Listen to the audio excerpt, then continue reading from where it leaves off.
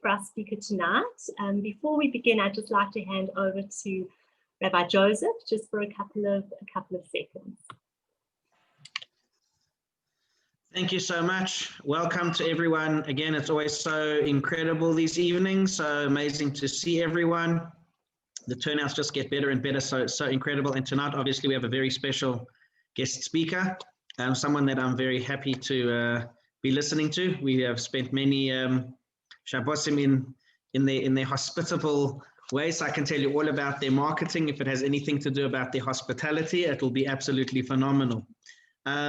Just thank you again to the organizers who've put it all together, to the committees, to everyone. These things just don't happen. There's a lot of organization that goes behind the scenes, so just thank you to everyone. Thank you to our very special guest speaker for preparing and for taking the time, and for everyone for joining us, for Aideen for giving me the honor for introducing. And I'm not going to take more of your time. We're here to hear all about how the world works. Okay, so I'm just going to briefly introduce Caryn and then hand over to you, Kat. So Caryn is a marketing enthusiast. She runs her own company, Jack Be Nimble, a strategic marketing services consultancy. Her career has traversed through business consulting, to retail, brand management, to marketing innovation, portfolio management, to capability development. She has worked for brands big and small, local and global, in product categories as diverse as tech, beer, financial services, furniture, cereal, footwear, pharma, you name it. Caryn is the founder of hashtag Marketing Open Mic, a monthly online meeting where anyone with marketing related questions can access insights from those in the industry who are happy to share their knowledge. And for anybody who knows Caryn, she personifies so many wonderful qualities. And really, if it wasn't for her, our shul and our community would not be in the place that it is in many ways. So Kat, over to you, and we are very excited to hear you.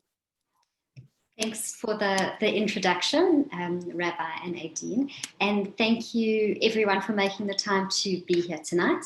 I've got a few points I want to talk about, and then if there are any questions relating to what we discuss or to marketing generally, we'll just hold that for the end, if that's okay with you. So what I'm going to be discussing tonight is how to use marketing strategy to get better results in day-to-day life. I've been in the marketing game long enough to have a few grey hairs, and over that time I've had the privilege of working on brands in very diverse categories, developing marketing strategies, communications plans for, Aideen gave a few examples. And what I've noticed over time is that there's consistency, irrespective of the subject matter. So whether I am talking about a footwear brand or a pool service company, there is a process I follow to develop that strategy. And there's principles that I turn to structure the thinking. And I suppose at the heart of it, if we consider what all those categories have in common, is that they sell to people like you and people like me, and all sorts around the world. And if you think about it, once you've mastered the art of selling, the brain starts ticking over and asks, well, what else can you sell to them? You can sell products, you can sell services, you can sell new ideas, and really anything. It's up to you. And so the brain's working and then thinks, well, how can I use these marketing skills to make my fussy kid eat his dinner, or to get my husband to agree that I need another pair of shoes? So I'm certainly not a psychologist. That is Aideen's domain. But a lot of what I do deals with a branch of that, which is consumer psychology, how people make decisions, how they make purchase decisions. And really, if you look at that same structure of thinking, whether I'm trying to sell you a pair of shoes or I'm trying to sell my kid a piece of broccoli, there's a pitch, there's a process, and it's about the art of convincing. So one of the models I use a lot in my work is positioning. And to do that, I look at three key inputs. The first being what consumers want. The second being what competitors have to give. And finally, what you have to offer, you, the brand, me, what I have to offer.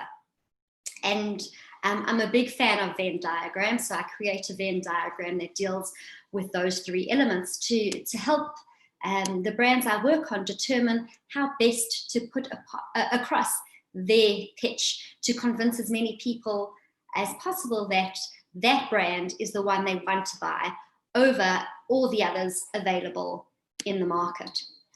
And if we look at those things, those three steps, the customer, the competitor, and your own brand, there are parallels to day-to-day life, quite simply. So I always like to work outside in, because you can have the best brand, but it's not meeting a consumer need. So I do like to begin working by looking at customer needs and looking at how they make decisions. And decisions are not made in the same way for everything. Think about how you choose your breakfast cereal versus how you bought your last car. A lot of it is influenced by factors such as the value of the purchase decision, any risks associated with it, financial risk, social risk, reputational risk, how much hinges on that one decision. And some decisions are complex and some are simple, but in all of them, it begins by recognizing a need. So if I bring that back into my kitchen, well, what is my kid's need? Well, from my perspective, he needs nutrition. From his perspective, he wants to get the hell out of here and go play in the garden. And if I develop a proposition on his terms, if I understand it from that perspective, looking at it through his eyes, I'm definitely more likely to have a winning proposition. So what that means in the family context, or little Jesse, most of you know, he wants to run around in the garden. What does that mean? He's not going to sit down with a knife and fork. He needs something in his hand. He needs something quick. And what do I need to tell him? Not that he needs to eat it because it's going to make him healthy. His needs, his world is filled with play and imagination and superheroes and baddies and you name it. So the story I need to tell him to convince him, the sale I need to make, if you will, is that meal which I have poured my heart and soul into, and I really don't want him to snub. The reason he needs to buy it by eating it is because it's going to make him strong like a superhero, because he's going to be able to climb on the jungle gym or perform better in his soccer class. And that's really what I mean by framing it from your customer's perspective. So it seems a lot simpler when you're saying somebody needs a pair of shoes, or a material good, but you can sell any idea, you can sell any concept, provided that, or it's certainly easier if it's done from the customer's perspective. If we move on to the second aspect of that Venn diagram, so if you remember, there's the consumer and the competitor. We've got to say, well, what are you competing with? And in the old days, Coca-Cola, very early on, they used to compete with Pepsi. But today, they define their competition far more broadly. They compete for share of throat. It's not only other colas, it's hot beverages, cold beverages, non-alcoholic beverages, alcoholic beverages, and other things more closely related within its own category, like other brands, Fanta, Sprite, Tab, you name it. So understanding how your consumer makes the decision also informs your competitive set. What else is in their consideration set? What else could fulfill that same need?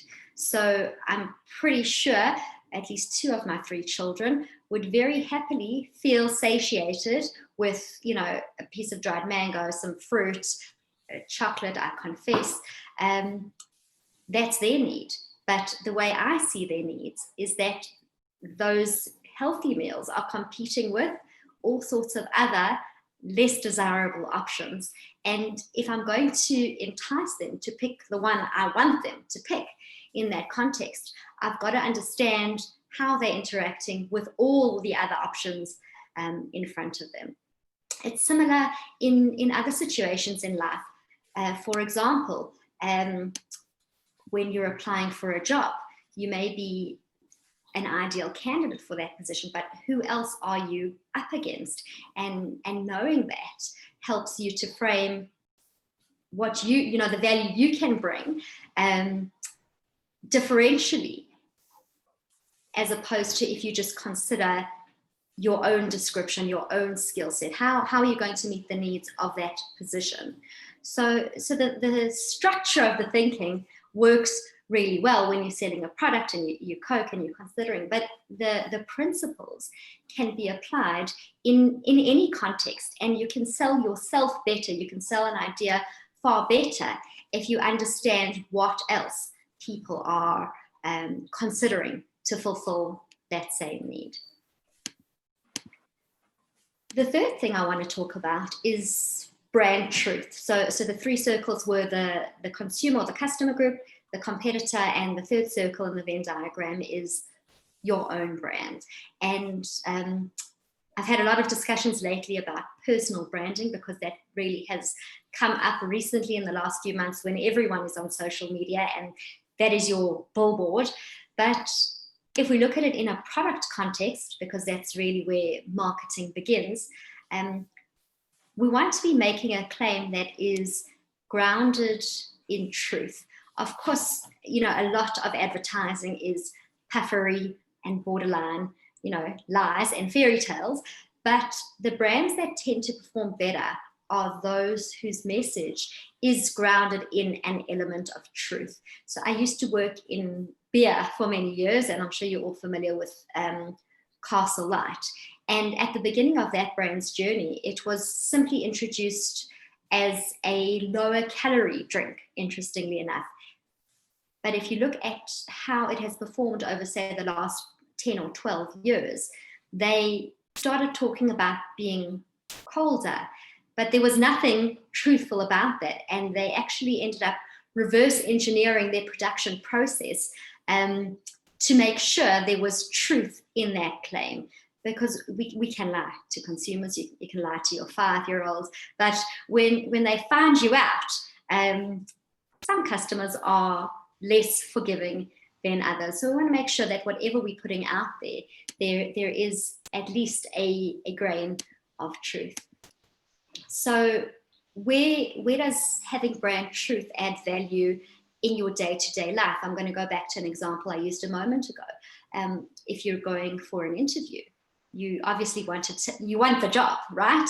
So you're going to talk up everything, but say you get the job and then you got to deliver. It's not going to look very good if there is not at least a strong degree of truth in the claims that you have made. I'll use an example from my home context. If you talk about, how you define yourself, what elements you want to be seen as in your own context. I've always prided myself on having boundaries and being a really firm parent. But when I ask my kids if they think I'm strict, they just laugh at me.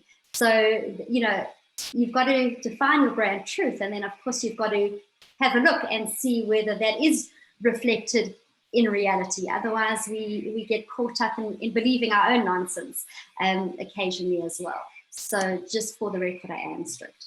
I don't know what their friends' parents are like that. By contrast, I don't look it. But that brand truth is really critical. And that's how we bring together the positioning of, be it a product brand, a service brand, or your personal brand in any one context.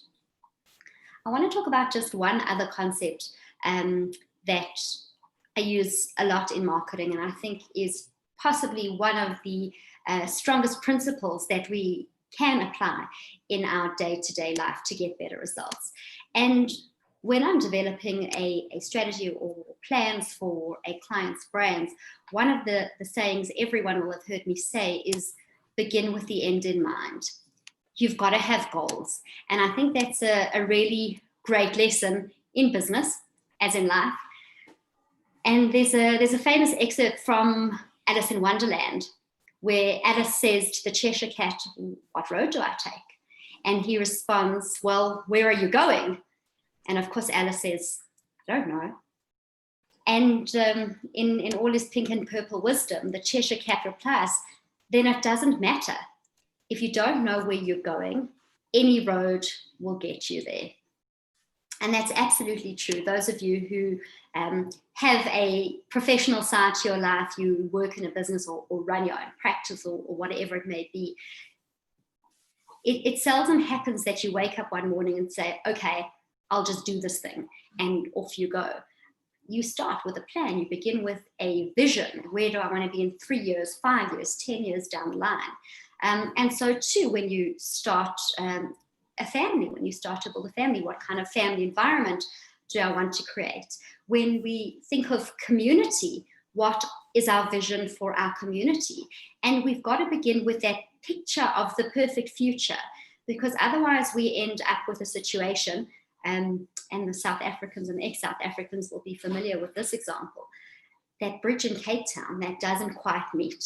You know, you begin the journey and a miss is as good as a mile. So having a vision, having goals, plans, knowing where you want to get to is absolutely critical when you are growing a business, building a brand, growing your community, or nurturing your family. So those are some of the, the really key principles that I feel from a marketing strategy point of view really just slide so easily into life and give us lessons for how we can live and manage our life to get better results in all sorts of situations. So yeah, that's the key points I wanted to get across. I did want to leave some time for questions as well. Aid, how would you like to run questions? Do you want everyone to put in the chat or just unmute themselves? No, I think either way. Thank you, Claire. I think what's really wonderful about this coffee club is that there is really scope to engage and chat, and so whatever you feel more comfortable with in the chat. So yeah, if anyone has a question, feel free to unmute, or if you don't want to speak out loud, you can just pop the question in the chat. Maybe I can ask a question to start, Claire. Great, thanks. When you're talking about a personal brand, I mean, I'm just thinking about sort of psychologically what that sort of means. And could you just sort of talk a little bit more about what you actually mean by personal brand? Sure. So historically, personal branding was pretty limited in its scope. Practically speaking, a celebrity had a personal brand, a politician had a personal brand, sports people, anyone who was out there. But if we look at what social media has enabled, it has democratized all of our access to making ourselves known. And I use the example that if you just hop across to Google and enter your name, pretty much all of us will find some evidence of our existence there already, whether the creation of that content has been intentional or not. So the reality is we all have a brand, brand you, brand me, however you want to describe it. The question is the information that you are putting out into the public in line with the image you want to create, the perception you want people to have of you? So I know certainly from my point of view, I'm very cautious about sharing too much personal information in public spaces. But I did do this test and I Googled myself, and there was my whole professional profile, and there was a photo of me in my husband's arms. He had hoisted me into the air after I got a strike at 10-pin bowling, which just was quite conflicting with the rest of the information out there. So I could remove that because I don't want clients to see it. But the reality is that I am who I am, and I do have a fun side, and that's what's out there. So, if you are a lawyer, an accountant in personal services, a medical professional, your brand is absolutely what you are selling. You are selling access to yourself. You are selling your own time, and just being cognizant about the beliefs and how you feed those perceptions that exist is really helpful in building a professional profile, which is your personal brand. So I see a question. I see. Can I add to that? Can I? Yes, please do. You weren't on my workshop a few weeks ago, but the whole thing was about who are you, and that's your branding, is learning to know who you are. What is your fun part? What is your professional part? But be authentic with who you are. And as far as the children are concerned, if we're not authentic with ourselves and brand ourselves correctly, that is the example they follow. The more you are, the more you're sure of what your brand is, the more sure the children, your kids growing up, create their own brands. They don't have to be your brand, but you've got to be confident with who you are. Absolutely. And that goes to the point about brand truth. It's really hard to keep up a pretense forever after. So rather just, take the best bits of yourself and put those forward and emphasize. No, I'm not saying you personally, by you. Israelis, I mean, my daughter's now in Israel, and one thing, I am a born Israeli. We do not pretend. We are. So culturally, South Africans are very polite in relative terms compared to other markets around the world. So, there is occasionally some pretense that goes with that, hiding sides of yourself. And you don't have to show, everyone all sides of yourself, but whatever you show, make sure there is an element of truth in that. I see a question here in the chat. How do you control or change your brand if it already exists on Google or Facebook? So it's quite an interesting space, social media, because it's there forever. And there's been, a few uproars in the media over the past few years because so-and-so, I don't know, Miss South Africa contestant said something racist when she was 15, 7 years ago. And I'm pretty sure she didn't think about it at the time, because which 15-year-old really does? But it can come back to bite you. The advice I would give there is to determine the perception you want to create and ensure that all the content you do and can control reinforces that. So that on balance, if I had to search you, Jordan, I think it was the question that came from you. If I had to search you, at least 80% of it would reinforce those beliefs you are intending to create. If you can delete any dodgy stuff from your youth, I would advise that as well. But sometimes it's imprinted permanently in the digital cloud, and not much more we can do about it in those instances. But certainly be purposeful. Define your own brand. Who are your customers? What message do you want to put out there about yourself? So still on the topic of personal branding, a really interesting question. What do you think about the saying that no publicity is bad publicity? So coming from the lawyer, so I'll just be cautious what I say over here. But I don't agree with that statement. I think perhaps, 20 odd years ago, when access to media and the ability to get your name into the public eye was a lot harder, perhaps there was value in that saying back then.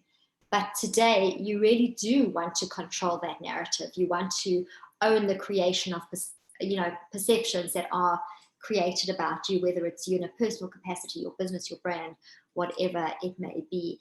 And I do think that bad publicity can be absolutely destructive in today's world, where news spreads faster than lightning, and it's very hard to control how stories mushroom once they are out of the realm of our control. Is there a different perspective to that question legally?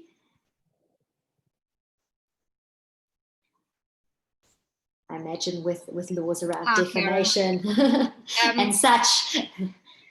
Yes, so I mean, if we take the story of defamation, a lot of people are often get calls to say, I want to sue so-and-so for defamation, and people have this idea that defamation is like in the United States when you see on television that you're going to get 20 million rand and your name will be, you know, your name will be cleared. It's actually very interesting in terms of South African law, there's no such thing as constitutional damage. Well, there is the concept of constitutional damages, but you would get, if you're a everyday person in the street, you could probably get 20,000-30,000 rand as damages for defamation, and your legal fees will far exceed that. There was a case that was heard in KwaZulu-Natal a few months ago where Jacob Zuma was ordered to retract a statement that he made on Twitter about calling one of his colleagues an apartheid spy. And he was ordered, now this is the politician who's in the public eye, and he was ordered to pay 500,000 rand. Jacob Zuma did appeal it, but it was upheld. So in terms of defamation, it's an interesting way to look at it. But something and the way that our law does develop, and sorry, Caryn, this is your chat. So it's related, it's interesting. Yeah. So in the way that our law does develop, the past couple of years, there have been many interesting judgments about ordering people to remove posts on Facebook that are defamatory. So very often if somebody approaches me and says, I want to sue someone for defamation, my suggestion is that we must first request that defamatory tweet or post or photograph is actually removed. And if not, we approach the High Court and we request for a court order for it to be removed. And usually, if we are successful, we would obviously get a cost order, which, you know, in today's terms with advocates, etc., a high cost order against somebody is punishment enough. Yes. Yeah. Fair enough. So you raised, yeah, you've got another question? No, I wanted to just say you raised an interesting point, but I'll address it afterwards. No, I just wanted to ask you, what do you think of the influencers these days in terms of, you know, I mean, obviously Paris Hilton was the first influencer, and now it's the Kardashian thing. But I mean, there's these TikTok influencers that my kids show me. I don't even, I mean, I'm not on TikTok. I'm really getting elderly. Like when I tell my kids I'm on Facebook, they go, but that's for like old people. Don't tell them I hang out on LinkedIn. Imagine what they'll say then. Yeah, I mean, can you imagine? I would tell them that I was on MySpace. So, what's that? Yeah. So what's your opinion of influencers? So interestingly, influencers is a bit of a buzzword today in marketing, but they're as old as time, and it's just another form of endorsement. So if you look back into the, I think, 17th century or 18th century, there's evidence of endorsement in its infancy being used even back then by putting the royal stamp on, you know, a certain brand of China, and you fast forward a good few hundred years, and endorsers were pretty exclusively in the sports space, and from Hollywood or celebrities. And that's why I use the example that that's typically where people believe personal branding applies, but I don't agree with that. But today, again, thanks to, you know, the wonders of the internet and all the apps that go with it, anyone can have a voice. Anyone can have a soapbox and a platform. It doesn't mean their opinion is valuable or worthy, but it does mean that they have access. And I believe that, you know, micro and nano influencers have surged in popularity for a few reasons. First of all, there's only a very small group of brands that can afford the likes of Ronaldinho in their pocket, whereas for a fraction of that budget, you can have 10,000 nano influencers singing your praise. There's also a school of thought that says the micro and nano influencers are perceived by consumers to have greater authenticity. Going back to that point about authenticity, everybody knows that the sports stars and the celebs command massive numbers in order to align with the brand, whereas the nano and micro influencers, they typically align with brands that they have a pre-existing relationship with, because monetarily it's not that lucrative. There was a study that was released this week that I saw today that showed only 20% of influencers consider that their full-time job. So they're not earning enough to fund their lifestyles. It's something they do on the side, a side hustle, if you will. And it'll probably grow over the next couple of years. The study also did indicate that particularly over the last year, where people were not out and about and consuming as much mainstream media as historically, there was a surge in the use of influencers to support brands. There's also a risk, though, that goes with it. So look at what happened with Outsurance this week, or last week, was it? You tie your brand up so closely with a specific personality, an influencer, if you will, and then they misbehave, and now you've got people shopping around for an alternate insurance policy. So, you don't have that same challenge with micro influencers. Maybe the few hundred or few thousand direct connections, will be dismayed, but it's not going to result in massive fallout for your brand. You can contain the storm with micro influencers as opposed to with a celeb or someone really famous. Caryn, sorry, I've got one follow-up, and then I see Sure. Ryan's got a very interesting question. You mentioned Outsurance. Do you really think that people are going to shop for another insurance brand because Katlego had an extramarital affair? So I think that Outsurance is really fortunate in that they belong in a category that is driven by inertia. It is a total headache, a total schlep to move your insurance policy. And I think that they took so long to have a voice on the matter because they recognize that. So I think there are people who perhaps are not yet in the category, and the stink will take a while to subside. And if they were shopping, new shoppers in the category now, perhaps they would be more likely to lose out on a slice of new business, simply because it's tough to extract yourself in certain product categories. Whereas if you look at an alternative example, the South African singer, is it Aka, aka? I don't know, I'm not cool, I don't know his name, but it's spelled like that. He dropped one brand and he used another brand and he dissed it, and it's easy to swap your footwear brand. You can switch from Nike to Puma to Adidas to Converse. It's not a big deal. You'll wear the shoes till they wear out, and you'll have a voice, and you won't be caught dead wearing them while the fuss is happening. But that's certainly an easier category to make a brand switch because of your principles. So I think with the Outsurance example, I think the underlying issue there is so sensitive. South Africa has a huge issue when it comes to GBV and STDs, and he's apparently guilty, allegedly, on both counts. And I think it's just the nature of the issue is also what's fueling a lot of the drama.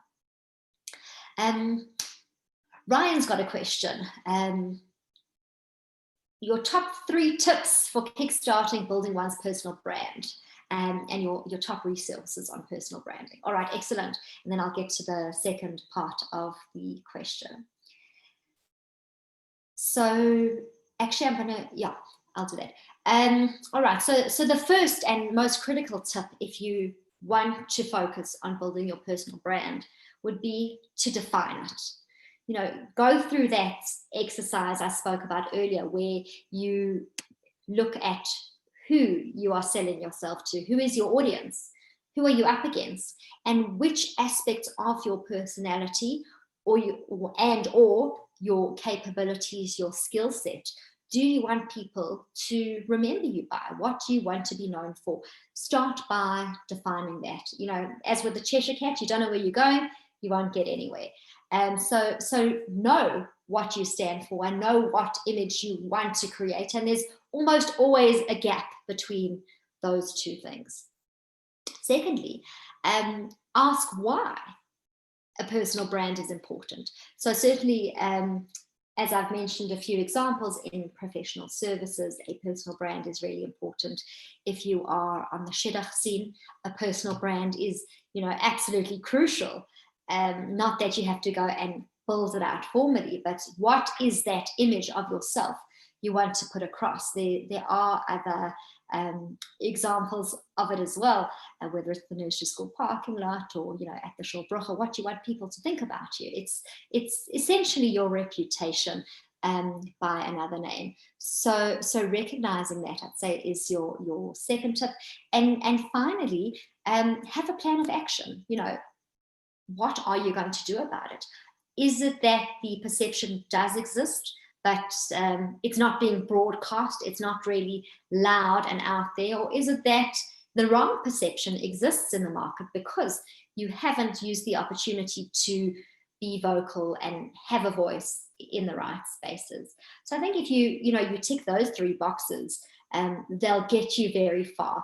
In terms of top resources, I follow quite a few thought leaders in this space, and because I just read their content and I don't notice their personal brand all that much, I am guilty in that respect. I'm not sure if I'm going to misquote their names, so if you don't mind, I'll message you afterwards some of those names that I think are worth following, and if anyone else wants to know, just drop me a note and I'll include you on the circulation list of that as well. So there's a second part to, well, it's a different question, but also from Ryan. In your opinion, which brands or influencers are doing amazing marketing jobs for positive reasons or through deception or playing us?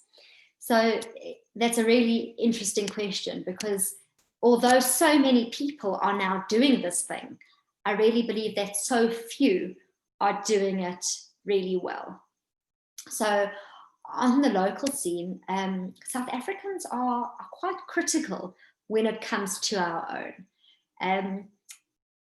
We don't really celebrate wins of our own local celebrities. So I think that whether you love him, I'm going to use an international example for that reason. So whether you love him or you loathe him, I think that, sorry, you asked about influencers, not personal brands. So I'm answering the question incorrectly. Sorry, right? No. I heard what you were going to say, and you can carry on. Donald Trump. Say a good job of personal branding, whether you like his message or you don't like his message, it's dead clear what the guy stands for. So I'm sorry, it's the wrong answer to your question. So let me go back and actually answer the question.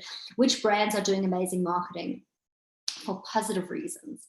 So I think Ben & Jerry's is unbelievable in their marketing, and so much of their communication is rooted in social causes, and it is done with such a strong degree of authenticity that you cannot help but see how the work resonates, not necessarily globally, but within each and every community who they recognize. And in doing that, their work says, I see you, to all those smaller groups or marginalized groups or people who are disenfranchised. So I think they are one example of a brand who is doing really fantastic work for good reason.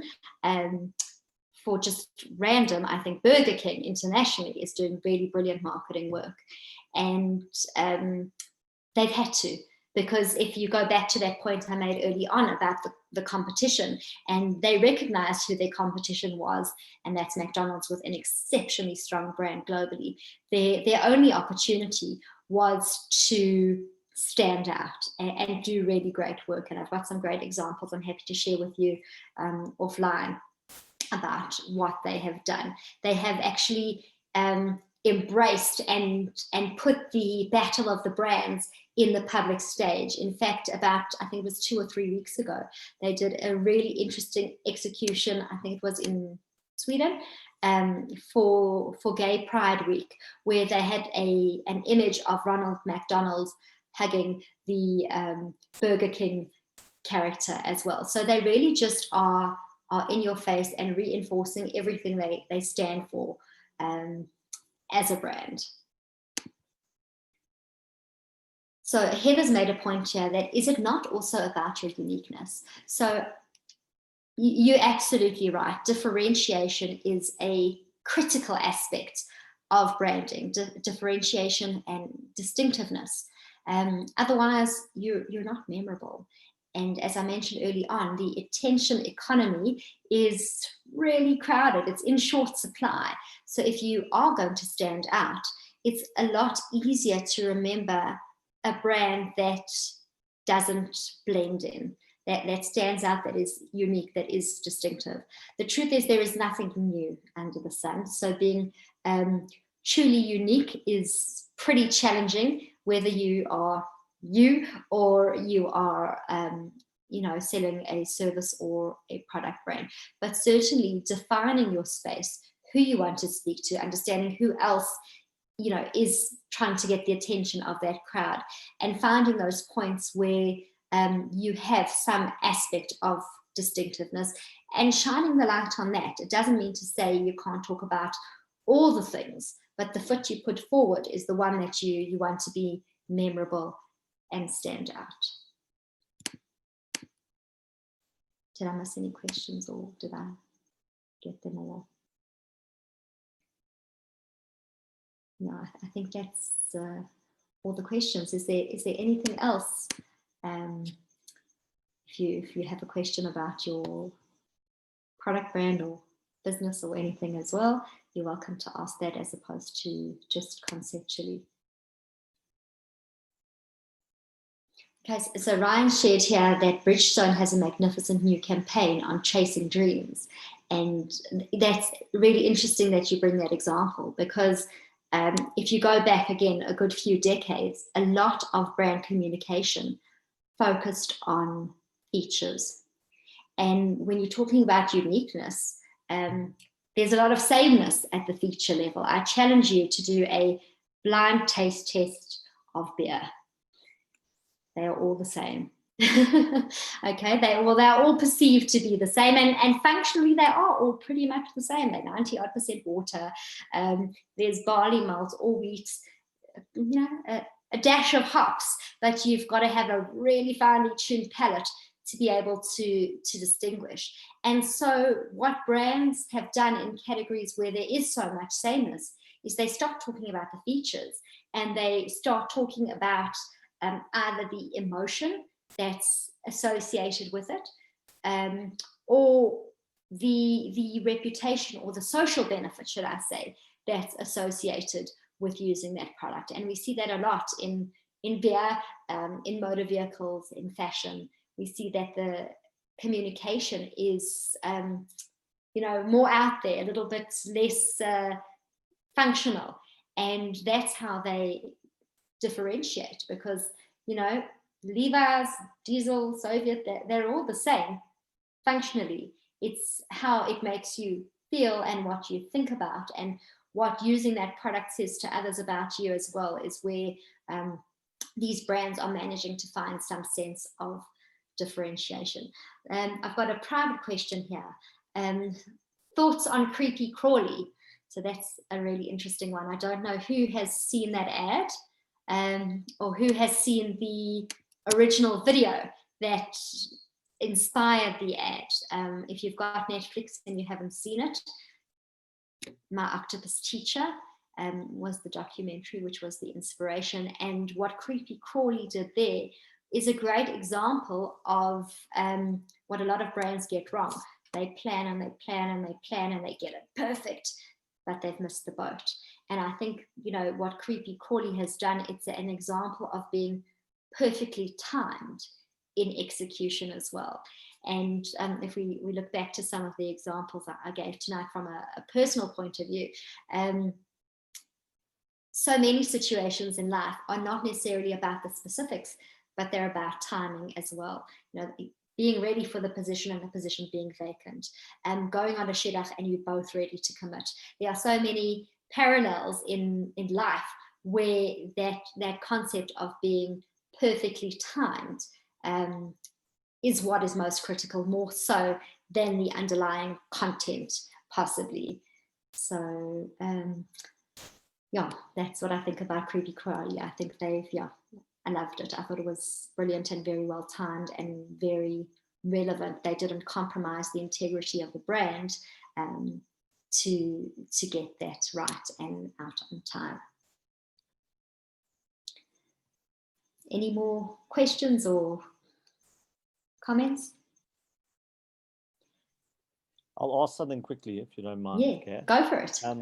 Do you what do you think are the most important elements for something to go viral? So the two that I'm thinking of are humor and inspiring stories that I can relate to. That what would you agree? And do you have any other things that you think, or maybe outrageous, ridiculous people that run the world might be on that list too? But I'm interested to hear. So I have to tell you, over the last 18 months or so, I haven't seen one creative brief that didn't stipulate the work should go viral.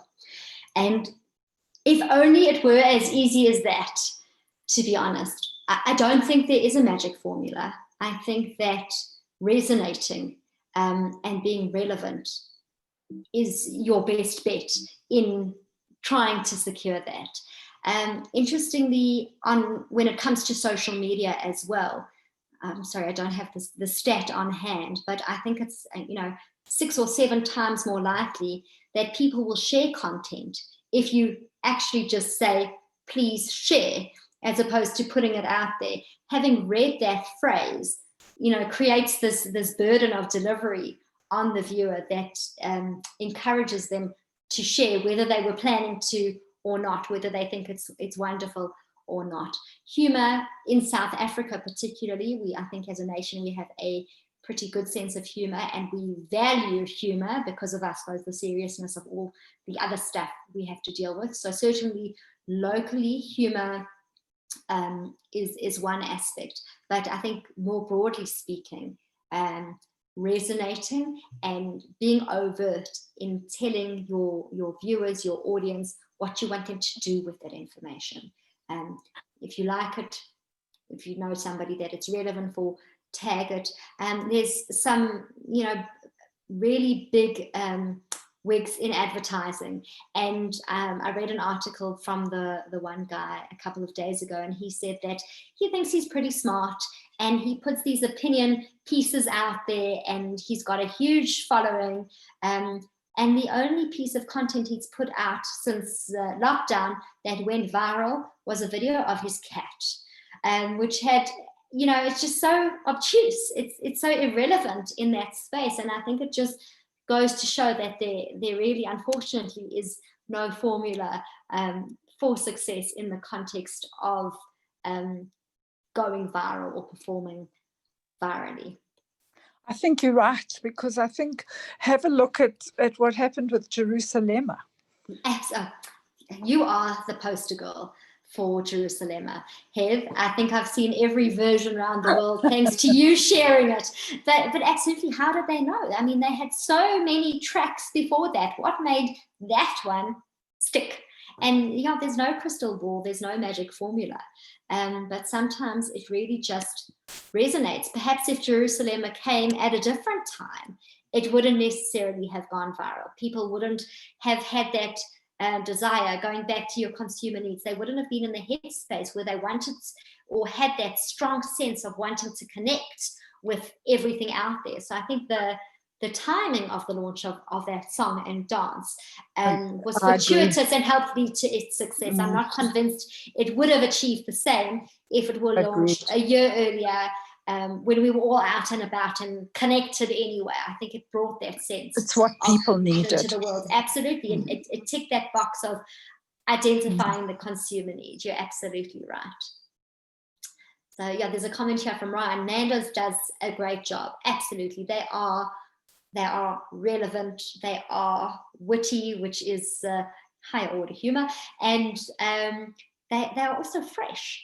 You know, so there's a social currency in having seen and being the first one to share whatever it is that they create. They have a very strong brand identity. They are distinctive, and their messaging is founded in brand truth as well. You know, their humor is spicy, and so is the food.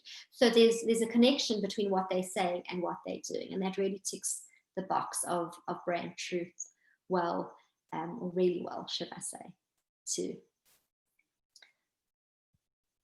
So if there are no more questions, the only other point I want to make before everyone ducks out is that, you know, marketing is something I'm passionate about, but it's helpful in everyday life, irrespective of whether you are in the world I work in, or if you are selling a professional service, or you want somebody to buy into an idea. I think as a community, we've got some marketing to do as well. We have a goal, we want growth, and you know, there are some steps we can follow, and hopefully we'll take some of the advice I discussed tonight and implement that into our community going forward. So thank you for your attention and for giving me this time tonight. And if anything else comes to mind, I think you know where to find me after this. I'm always happy to have a chat, give some advice if you need input on your business or brand in a personal capacity. So thank you, and thank you again to the organisers. So I just want to thank Caryn so much for giving us of her time. I don't think this is our 7th coffee club. I don't think we've ever had so many questions. You obviously have an absolutely fascinating profession. And I mean, just the way that you can answer every question relevantly and with examples, you're obviously very passionate about what you do. So Caryn, really thank you so much giving of your time and of your expertise to us. Thinking that you're going to get a lot of phone calls tomorrow on how to clean their Google history, take some of those photos off from our youth. So thank you, Caryn. So this is, I think, everyone's favorite part of every coffee club. We are going to do the draw tonight. Mystery prize, like I said, is something delicious, and it's going to be a chocolate hamper, so a chocolate surprise. So whoever wins this better be a nice chocoholic. So for those of you that haven't seen the way that the draw works, what I do is I look at the participants, I make a list of all the participants together with a number. I then put all the numbers in a cap. I call one of my children. Today it will be Adam, and he's going to pick a number, and he's going to read out our winner. Yeah, you can see. You can. Oh my gosh! Announce. What? No, come draw again, Ed. Draw again. We won. We won. Just to prove to I think you people. can have the chocolate surprise. No, I think you deserve it. Your children want it. I want it. It's mine. Okay. That can be Adam's bar mitzvah present from the community. Well done. Thank you. I agree with well that. done. But it really is, I can show you there are lots of other numbers in there. It wasn't.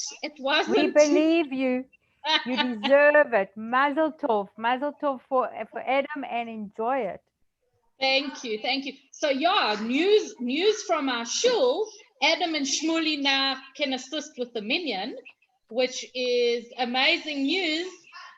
So yeah, we having a nice simcha this weekend. Next weekend there's lots of simchas. So yeah, we've got 2 more 13-year-olds in the shul. I'm sorry. And it's no excuse for anyone not to come. We still need everyone to come to the minyan. Can I also, oh, sorry, I'm interrupting. Can I also just say, I just wanted to welcome, it's so lovely. That's one of the best things about this coffee club, that we don't have to be in the same city to be connected. So lovely to see you, Nakama. This is for me, it's fun to see everyone. And Caryn was excellent, very interesting. And thank you, Aideen and Noah, for organizing this. This is such a nice thing to get together on a Thursday night. Thank you. And also we've got a few other wonderful faces from all over the world, even though people can't see their faces, but they're there. Sim, so lovely to see you. Just lovely to connect everybody. Thank you. Thanks, Kay. As always, it was amazing. Thanks for joining. Oh, there's your face. Oh, there's Simone. Hi, everyone. We miss you guys.